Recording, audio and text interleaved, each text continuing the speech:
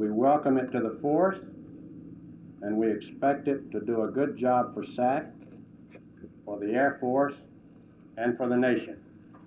And I'm delighted to be here on this auspicious occasion. Thank you.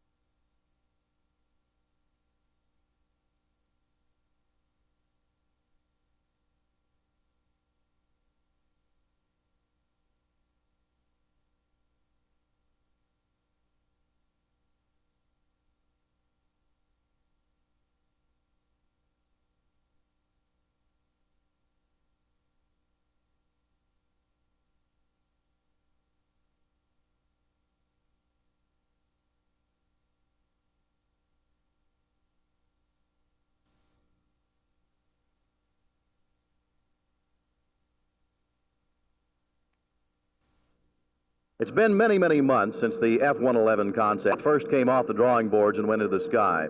They've been very trying months. There have been very many people who didn't believe in the airplane, and many who fought very strongly for it. Well, for those people here at General Dynamics and at Carswell Air Force Base, both Air Force and civilian, today is indeed a very symbolic day. Jerry Taff, Channel 8 News, reporting.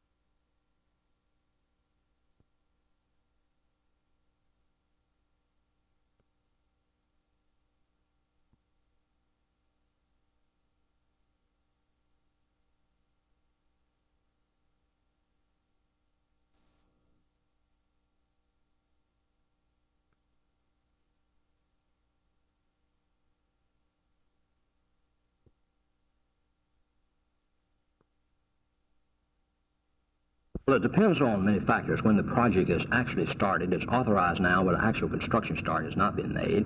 And then it depends on how fast the construction proceeds once the start is undertaken. There's something of a head start now in that some of the reservoirs on the project are already under construction, already built, and some of these could be utilized. But really, we're talking here about priorities, how fast federal funding can become available and how much money is available when funding is approved for this project. Mr. Cook, on the priority totem pole, where is our waterways at this time? Well, as you know, there are many commitments of the federal government. A lot of these are in the area of defense spending. This now is taking such a lion's share of the federal budget that there's very little money left over for any domestic programs. The poverty program, education programs, health programs, and water resource programs. Other programs of this type are all in competition. This is part of the problem in that there is less and less money allocated from the federal budget to projects of this type, no matter how far-sighted they might be, or what effect they might have on the economy generally.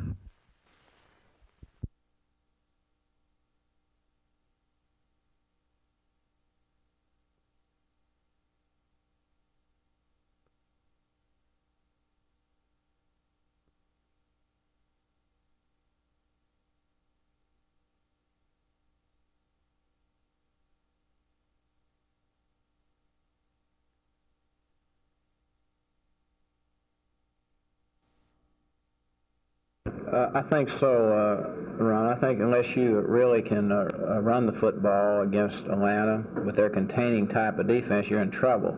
I think you must have balance. You must take the passes they'll let you have in the holes between the zone, and then you have to establish a fairly strong running game. If you do, you'll have a chance to score.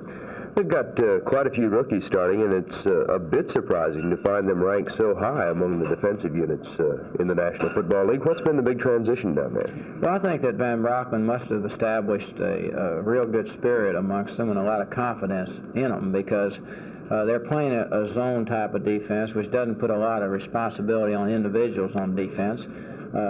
And another thing I think is in favor of them is that they're young and they're new and they don't expect to win the championship this year, so they don't have to feel the pressure that comes when you get in contention. And they're playing very loose and they're going all out. And gosh, they've done a remarkable job, I feel, and against 3 top opponents.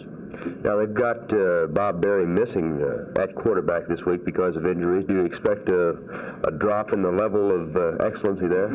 Well, I don't know that it'll drop. Obviously, you have to go with the coach's choice. If Berry is the best quarterback they have, then you feel the efficiency has to drop somewhat if they go to the next one. Although Randy Johnson, we played against, over the last 2 or 3 years, and he seemed to throw the ball fairly well in our games, and so I just feel like they'll probably be as good as they were before, and I think their strength lies in their running backs, much more in their passing game anyway.